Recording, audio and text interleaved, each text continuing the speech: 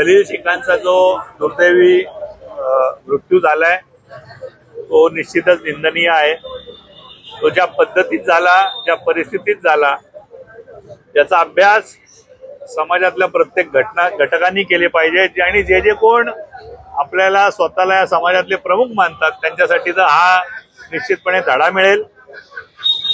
या संदर्भात पोलिसांची 13 पथकं या ठिकाणी शोधतायत आणि जे कोणी मोठे पदाधिकारी स्वयंघोषित नेते होते ते आज भूमिगत झालेत, हे निंदनीय आहे। याचा मी निषेध करतो।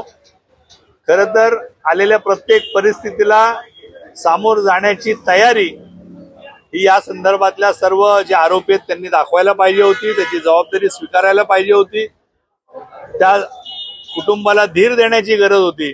अशा वेळेला पळून जाणं ही निश्चितच चांगली गोष्ट नाही।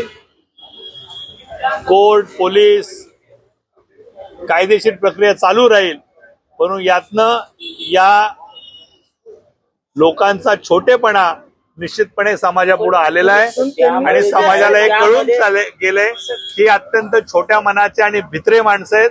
हे परिस्थितीला सामोरं जाण्याची हिंमत यांच्यात नाही। 14 पैकी एकही आरोपी पुणे पोलिसांना सापडून हे दुर्दैव नाही वाटत काय? पथकं तयार आहेत। जे कोणी या ठिकाणी फरार झालेत ती सगळी मोठी आणि हुशार लोक आहेत आणि त्यामुळं किती दिवस कायद्याला चकवतील हे सांगता येत नाही, परंतु ही प्रक्रिया चालू राहील। परंतु त्यांचे जे छोटेपणा आहे हा समाजापुढे आलाय आणि त्यांनी पळून जाणं हे निश्चितच चांगली घटना नाही। त्यांनी या गोष्टीला सामोरं जायला पाहिजे होतं। जर का ते निश्चितपणे म्हणतात आम्ही त्यात नव्हतो, तर त्यांनी या गोष्टीला सामोरं जाऊन त्या कुटुंबियाला धीर देण्याची गरज होती।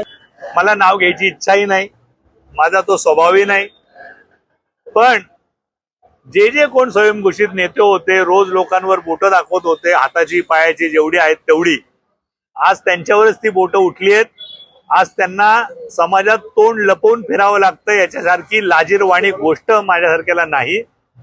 आज तुम्ही उठ सूट देवेंद्रजींपासून चंद्रकांत दादांपर्यंत बोलत होतात आणि आज आपल्याला तोंड काळं करून पळावं लागतंय, याच्यासारखी दुर्दैवी घटना नाही।